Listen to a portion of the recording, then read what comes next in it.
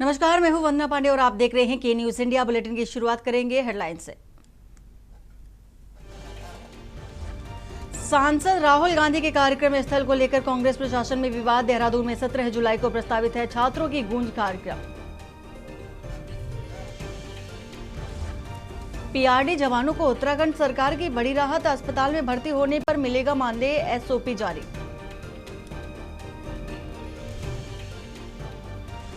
बद्रीनाथ चढ़ावा चोरी मामले में जांच एजेंसी को दान। रजिस्टर में मिली कमियां। बीकेटीसी ने खंजाची को हटाया, केदार सिंह को मिली जिम्मेदारी। उत्तराखंड में पहले चरण के बाद एसआईआर ड्राफ्ट मतदाता सूची जारी। 8 लाख से अधिक वोट कटे, 19 लाख को जारी होंगे नोटिस। देहरादून में डॉक्टरों की बड़ी लापरवाही। गलत गुर्दे का ऑपरेशन करने से किशोर की मौत। 5 चिकित्सकों से 6 पर केस।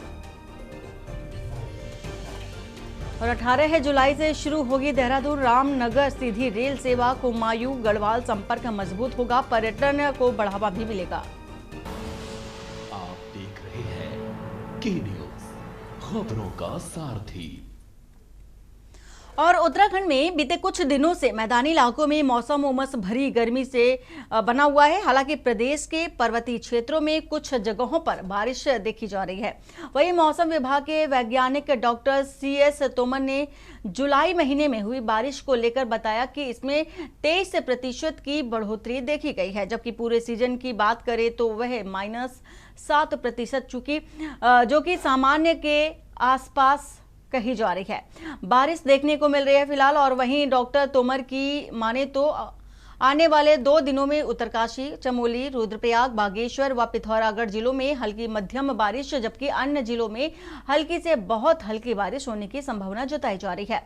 16 जुलाई के बाद से मौसम में एक बार फिर से बदलाव देखने को मिल सकता है, जहां कुमायूं के जनपदों में हल्की मध्यम बारिश देखी जा सकती है। वहीं 17 जुलाई को प्रदेश भर में अनेक स्थानों पर हल्की मध्यम बारिश देखने को मिल सकती है।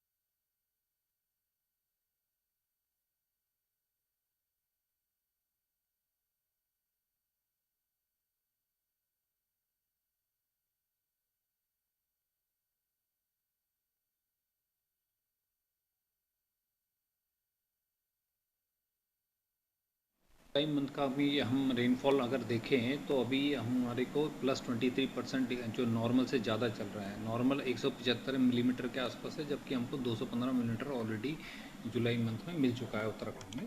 और सीजनल भी अगर हम देखें, सीजनल नॉर्मल 351 मिलीमीटर है, जबकि हमको 327 मिलीमीटर मिल चुका है। तो -7% का डिफरेंस ही है जो नॉर्मल में आता है। अभी पिछले 2 दिन में एक्टिव जो है थोड़ा रेनफॉल कम हुआ है, और जो सीमित रहा ये जो है नॉर्थ के हमारे जनपद, पहाड़ी जनपद है, वहीं तक सीमित रहा है।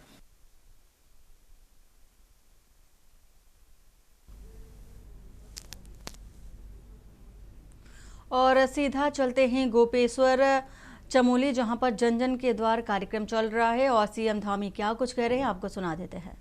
शुरू करवाए हैं, इनमें 38 करोड़ रुपए से ज्यादा का निवेश आया है। ये पैसा चमोली के विकास और हमारे नौजवानों के रोजगार में सीधे काम आ रहा है। भाइयों बहनों, डबल इंजन सरकार द्वारा चमोली में किए गए इन विकास कार्यों की सूची बहुत लंबी है और सभी का नाम लेना संभव नहीं है। आप देख रहे होंगे भगवान बद्री विशाल का जो प्रांगण है, वहां पर जिस प्रकार से मास्टर प्लान के तहत काम हो रहा है, हेमकुंड साहब जाने वाले मार्ग पर काम हो रहा है, वहां पर रोपवे का निर्माण हो रहा है, अनेक सड़कों का निर्माण हो रहा है, वो लिस्ट लंबी है। लेकिन मैं इतना अवश्य कहना चाहूंगा कि ये विकास कार्य इस बात का प्रमाण है कि जब नीयत साफ होती है तो विकास अपना रास्ता स्वयं बना लेता है। भाइयों बहनों, लेकिन मैं कहना चाहता हूं आज भी कई बार फैब्रिकेटेड चीजें फैलाने का काम होता है, मनगढ़ंत बातें फैलाने का काम होता है, विकास के कार्यों में रोड़ा अटकाने का काम होता है। मैं सभी से कहना चाहता हूं कि विकास हमारा समेकित रूप से होना चाहिए और हमारे प्रधानमंत्री जी का तो कथन है कि सबका साथ, सबका विकास, सबका विश्वास और सबका प्रयास, ये हमारा मूल मंत्र है। हम सबको साथ में लेकर विकास करना चाहते हैं। जैसा हमारे बद्रीनाथ के विधायक जी ने भी कहा कि इस विधानसभा में भी अनेकों काम विकास के आगे बढ़े हैं, तो कभी हमने विकास को लेकर कोई भेदभाव नहीं किया है भाइयों बहनों। इसलिए अब मैं कहना चाहता हूं कि ये अभी एक जो प्रकरण हमारे यहां पर आ रहा है, ऐसे लोग जो बद्रीनाथ मंदिर चोरी प्रकरण जैसे, आज मैं देखता हूं कि उस विषय पर किसी को राजनीति करने की आवश्यकता नहीं है। यह राजनीति से ऊपर उठकर विषय है और जब मेरे संज्ञान में आया तो मैंने तत्काल उस पर कार्रवाई करने के लिए तत्काल निर्देशित किया भाइयों बहनों। और मैंने कहा कि ये ऐसा पाप है, ये ऐसा गलत काम है कि ये जैसे कोई गौ हत्या करता है या अपने माँ बाप की हत्या करता है, उससे भी बड़ा पाप है भाइयों बहनों। किसी कीमत पर हम नहीं छोड़ेंगे। और मैं कहना चाहता हूं कि ये डबल इंजन की सरकार है और हम इस पर तत्काल कार्रवाई हमने सुनिश्चित की है। जबकि पहले के समय में भी ऐसे अनगिनत मामले आते थे लेकिन उन्हें दबा दिया जाता था, अपराधियों को वीआईपी ट्रीटमेंट दिया जाता था। भाइयों बहनों, हमने कभी भी जो है इसको दबाने का प्रयास नहीं किया है और हमारा ये बिल्कुल नीति स्पष्ट है, हम ना अपराध को संरक्षण देंगे ना अपराधियों को बचने देंगे। ये लोग कितना भी इसको फैब्रिकेटेड कर ले, लेकिन मुझे अपनी चमोली की इस देवतुल्य जनता पर पूरा भरोसा है कि आप लोग एकता और अपने आशीर्वाद की ताकत से ऐसे झूठे सौदागरों और अफवाहबाजों को ऐसा करारा जवाब देंगे कि सबकी बोलती बंद हो जाएगी। भाइयों बहनों, आपके आशीर्वाद से शासन प्रशासन भी उसी दिशा में काम करेगा। भाइयों बहनों, मैं अंत में इतना ही कहना चाहूंगा, विकास की ये यात्रा तब तक अधूरी है जब तक इसमें आपकी भागीदारी नहीं होगी। सरकार आपकी है, नीतियां आपके लिए हैं और आज अधिकारी भी आपके द्वार पर आपकी समस्याओं को सुनने और उन्हें सुलझाने के लिए आपके बीच में खड़े हैं, आपके सामने खड़े हैं। इसलिए मैं आप सभी से आग्रह करता हूं कि ऐसे जो हमारे शिविर लग रहे हैं, ऐसे कैंप लग रहे हैं, उनमें अधिक से अधिक संख्या में भाग लेकर आगे आइए, बढ़ चढ़कर ये सेवा पखवाड़ा है, इसका लाभ उठाइए।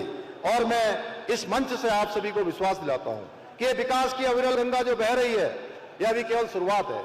आज मुझे यहाँ पर बहुत सारे ज्ञापन, बहुत सारे संबंधित जो यहाँ अस्पताल से संबंधित भी माननीय विधायक जी ने भी कहा है, हम उस दिशा में भी प्रयास कर रहे हैं। हमारे यहाँ के चेयरमैन संदीप चमोली जी ने कहा है और साथ में एक प्राधिकरण की जो बात आई है, प्राधिकरण की बात आई है, हमारे दोनों विधायकों ने भी, माननीय हमारे जो है प्रभारी मंत्री जी ने भी कहा है। तो मैं जिलाधिकारी को और अन्य लोगों को यहाँ से निर्देशित करता हूँ कि प्राधिकरण के बारे में ये जो ज्यादा लोगों को कहीं परेशानी हो रही है तो उसका समाधान करें, उसका जो है कोई रास्ता निकालें, उससे यहाँ के लोगों को परेशानी नहीं होनी चाहिए। भाइयों बहनों, इसके अतिरिक्त हमारे कर्णप्रयाग और थराली के माननीय विधायक जी, अन्य जनप्रतिनिधिगण, हमारे बद्रीनाथ मेदार मंदिर समिति के उपाध्यक्ष ऋषि प्रसाद जी ने, बहुत सारे लोगों ने, सबने, हमें दौलत सिंह जी ने, मैं किस किस का नाम लूं, तेजपाल सिंह जी ने, हमारे सब लोगों ने, यहाँ पर मुझे महिला आयोग की उपाध्यक्षा ने, सबने एक एक, और हमारे हरक सिंह जी ने से लेकर रामचंद्र गौड़ तक, और हमारे जिलाध्यक्ष गजराज बर्तवाल भंडारी जी ने भी जो है बहुत सारे पत्र दिए। मैं इन सभी पत्रों को अपने साथ लेकर जा रहा हूँ, सभी जनप्रतिनिधियों ने दिया, उन सभी को आगे के कार्यक्रमों में उनका परीक्षण करवा। भाइयों बहनों, हम उत्तराखंड को देश का सर्वश्रेष्ठ राज्य बनाने के अपने विकल्प संकल्प के साथ निरंतर कार्य कर रहे हैं। जब तक हमारा संकल्प सिद्धि तक नहीं पहुंच जाता है तब तक हम चैन से नहीं बैठेंगे। इन्हीं शब्दों के साथ आप सभी का मैं एक बार हृदय से आभार व्यक्त करते हुए अपनी बात को समाप्त करता हूँ। बहुत बहुत धन्यवाद। महोदय, आपके यशस्वी, प्रेरणादायी एवं दूरदर्शी विचारों के साथ आज प्रत्येक नागरिक के मन में नई ऊर्जा, नया विश्वास। और डोईवाला ब्लॉक के सभी 38 ग्राम पंचायतों में आज उप प्रधान पद के लिए चुनाव कराए जा रहे हैं। चुनाव प्रक्रिया को शांतिपूर्ण और निष्पक्ष ढंग से संपन्न कराने के लिए प्रत्येक ग्राम पंचायत में निर्वाचन अधिकारियों की नियुक्ति की गई है और कई ग्राम पंचायतों में उप प्रधान पद के लिए त्रिकोणीय मुकाबला होने से चुनाव रोचक हो गया है। प्रशासन के अनुसार दोपहर तक सभी ग्राम पंचायतों के निर्वाचित उप प्रधानों के नतीजे घोषित होने की संभावना भी व्यक्त की जा रही है।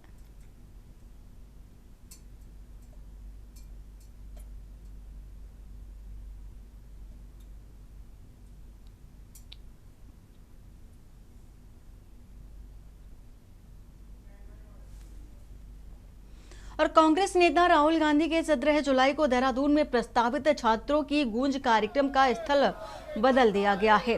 परेड ग्राउंड में अनुमति रद्द होने के बाद कांग्रेस ने अब कार्यक्रम बन्नू स्कूल मैदान में आयोजित करने का फैसला किया है और पार्टी का कहना है कि यह निर्णय छात्रों और अभिभावकों की सुरक्षा को देखते हुए लिया गया है। मंगलवार देर रात प्रदेश अध्यक्ष गणेश गोदियाल, प्रीतम सिंह, हरक सिंह रावत समेत कार्यकर्ता परेड ग्राउंड पहुंचे और धरना दिया। इस दौरान गोदियाल ने आरोप लगाया कि पहले अनुमति देने के बाद सरकार के दबाव में उसे रद्द कर दिया गया। उन्होंने कहा कि शुल्क के रूप में 1 लाख से अधिक जमा करने के बावजूद अनुमति वापस ले ली गई। सरकार राहुल गांधी के कार्यक्रम से घबराई हुई है। कांग्रेस ने स्पष्ट किया है कि कार्यक्रम 17 जुलाई को तय समय पर ही होना है।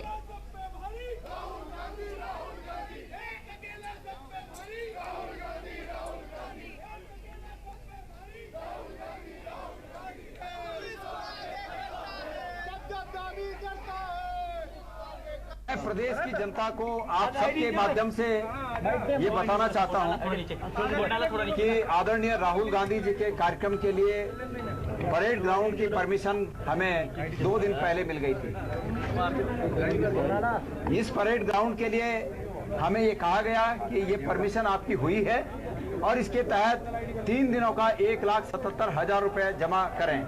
प्रदेश कांग्रेस कमेटी ने जो तय शुल्क है उस तय शुल्क को जमा किया और जमा करने के बाद आज सुबह जैसे ही कार्यक्रम के आयोजन के लिए आवश्यक बंदोबस्त के रूप में जो टेंट का साजो सामान ट्रकों से आया तो प्रशासन ने उन ट्रकों को बाहर रोक दिया। और राहुल गांधी के दौरे को लेकर के बयानबाजी तेज हो गई है। एक और जहां परेड ग्राउंड में कार्यक्रम करने की अनुमति न मिलने पर कांग्रेस ने भाजपा सरकार को दोषी करार दिया है, तो वहीं भाजपा ने कांग्रेस पर भ्रम फैलाने का भी आरोप लगाया। भाजपा प्रदेश अध्यक्ष एवं राज्यसभा सांसद महेंद्र भट्ट ने कहा कि कांग्रेस राहुल गांधी के प्रस्तावित कार्यक्रम को लेकर अनावश्यक भ्रम फैलाकर राजनीतिक माहौल बनाने का प्रयास कर रही है, जबकि वास्तविकता इससे बिल्कुल भी अलग है। भट्ट ने कहा कि परेड ग्राउंड के लिए कांग्रेस के प्रारंभिक आवेदन में राहुल गांधी के नाम का कहीं उल्लेख नहीं है और यानी कि तथ्य छिपाए गए हैं और इसी बीच भारत सरकार ने राष्ट्रीय शोक के कारण रुके सांस्कृतिक कार्यक्रमों की भरपाई के लिए लोक संवर्धन पर्व की अवधि 2 दिन और बढ़ा दी थी। उन्होंने बताया कि पर्व में भारी भीड़ के कारण सुरक्षा और कानून व्यवस्था को देखते हुए प्रशासन ने कांग्रेस को बन्नू स्कूल मैदान सहित अन्य वैकल्पिक स्थान प्रस्तावित किए हैं। भाजपा प्रदेश अध्यक्ष का कहना है कि कांग्रेस का यह आरोप निराधार है कि कार्यक्रम रोका जा रहा है। लोकतंत्र में सभी दलों को अपनी बात रखने का पूरा अधिकार है, लेकिन प्रशासनिक व्यवस्था और कानून का पालन सभी की जिम्मेदारी है, इसलिए कांग्रेस को विवाद के बजाय सहयोग करना चाहिए। देखिए 17 तारीख का कांग्रेस का घिसा पीटा कार्यक्रम है, पूरी तरह राजनीतिक कार्यक्रम है और एक राजनीतिक षड्यंत्र इसको मैं कहूंगा। और यह भी सच है कि अगर छात्रों से संवाद करना हो तो उसके लिए स्थान कोई महत्व नहीं रखता है। उन्होंने क्या बोलकर स्थान की बुकिंग की, जैसे मेरे को जानकारी मिली है कि नगर निगम को राहुल गांधी जी के बारे में बताया ही नहीं। अब ऐसी स्थिति में सब व्यवस्थाएं बनाए प्रशासन काम रहता है। और ये भी सच है कि उत्तराखंड छात्रों को राहुल गांधी की नीयत पर और क्षमता पर कोई भरोसा नहीं है। यह कार्यक्रम इसकी पहले से स्क्रिप्ट लिखी हुई है, प्रतिभागी पहले से तय है। और खबर रामनगर से, जहां रामनगर और देहरादून के बीच लंबे समय से प्रतीक्षित सीधी रेल सेवा का इंतजार अब समाप्त होने जा रहा है। सांसद अनिल बलूनी ने जानकारी दी है कि 18 जुलाई से रामनगर देहरादून सीधी रेल सेवा का शुभारंभ किया जाएगा। उन्होंने सोशल मीडिया के माध्यम से क्षेत्रवासियों को ये जानकारी देते हुए इसे रामनगर और आसपास के लोगों के लिए बड़ी सौगात भी बताया है।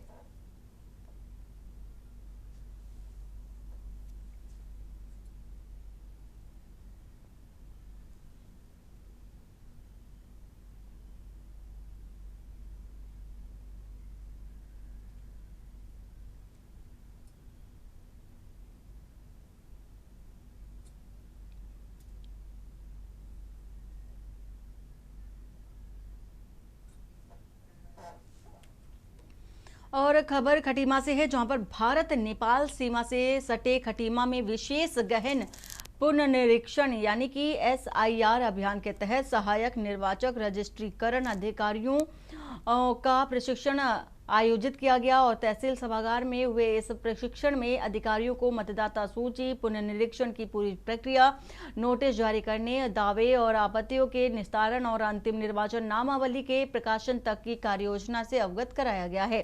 प्रशिक्षण में DLMT देवेंद्र सिंह ने बताया कि प्री SIR अभियान के दौरान मतदाताओं की मैपिंग कर गणना फॉर्म वितरित किए गए थे और BLO द्वारा भरे गए फॉर्मों का BLO ऐप पर अपलोड भी कर उनका डिजिटलीकरण किया गया है, जिसके बाद ड्राफ्ट मतदाता सूची प्रकाशित कर दी गई है।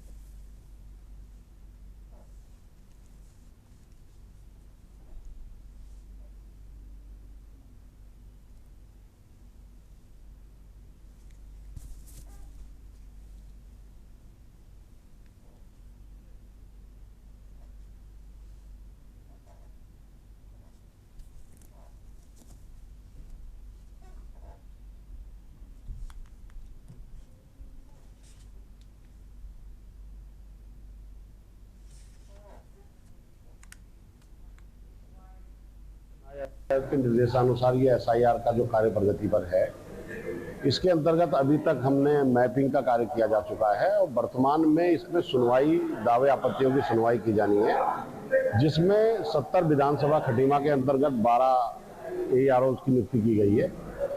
उन्हीं के लिए कि आगामी क्या कार्रवाई करनी है, कैसे नोटिस दिए जाने हैं, किसका नाम काटा जाना है या नए फॉर्म कलेक्ट किए जाने हैं, उसके संबंध में हमारे DLMT साहब ने आज विस्तृत रूप से संबंधित ARO को बताया। निर्वाचन आयोग द्वारा दिए गए निर्देशों के क्रम में आज खटीमा तहसील के अंतर्गत जो ARO नियुक्त किए गए हैं, उनको क्या कार्रवाई करनी है, उनके क्या उत्तरदायित्व हैं, रोल्स हैं, उनकी रेस्पॉन्सिबिलिटीज हैं, उनके संबंध में उनको आज प्रशिक्षण दिया गया है। और इसके अलावा क्या क्या उसमें उनके द्वारा अपेक्षित कार्रवाई है, जैसे कि जो विसंगतियों के कारण नोटिस जो जारी किया जाना है उस पर क्या कार्रवाई करनी है। और खबर कोटद्वार से, जहां आगामी उत्तराखंड विधानसभा चुनाव से पहले उत्तराखंड क्रांति दल ने बड़ा राजनीतिक ऐलान किया है। वहीं पार्टी के केंद्रीय संरक्षक डॉक्टर शक्ति शैल कपरवान ने स्पष्ट किया है कि UKD किसी भी राष्ट्रीय राजनीतिक दल के साथ चुनावी गठबंधन नहीं करेगी। उन्होंने कहा कि पार्टी आगामी विधानसभा चुनाव राज्य की सभी 70 सीटों पर अपने दम पर लड़ेगी। और डॉक्टर कपरवान ने कहा कि उत्तराखंड क्रांति दल राज्य हित और क्षेत्रीय मुद्दों को लेकर लगातार संघर्ष करता रहा है। उनका कहना है कि प्रदेश की जनता क्षेत्रीय दलों को मजबूत विकल्प के रूप में देख रही है और UKD जनता के बीच अपने मुद्दों के साथ चुनाव मैदान में उतरेगी। उन्होंने कहा कि पार्टी संगठन को बूथ स्तर तक मजबूत करने का अभियान चलाया जा रहा है और सभी कार्यकर्ताओं को चुनाव की तैयारियों में जुटने के लिए निर्देश दिए गए हैं।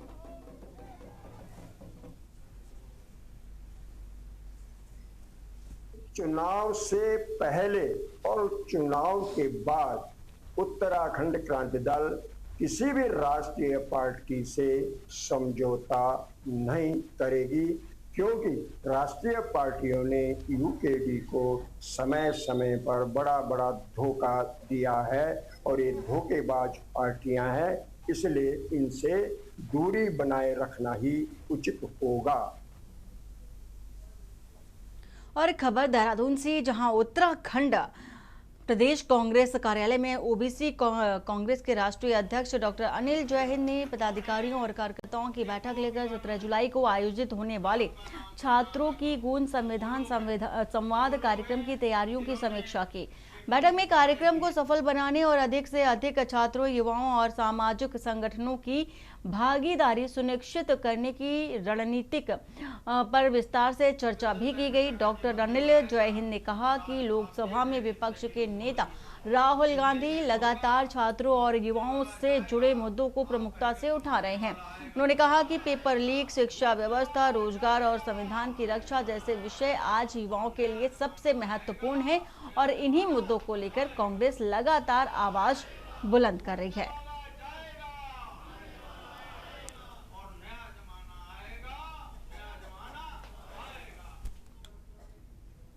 और बुलेटिन में फिलहाल इतना ही। बाकी की खबरों के लिए बने रहिए आप के न्यूज इंडिया के साथ। नमस्कार।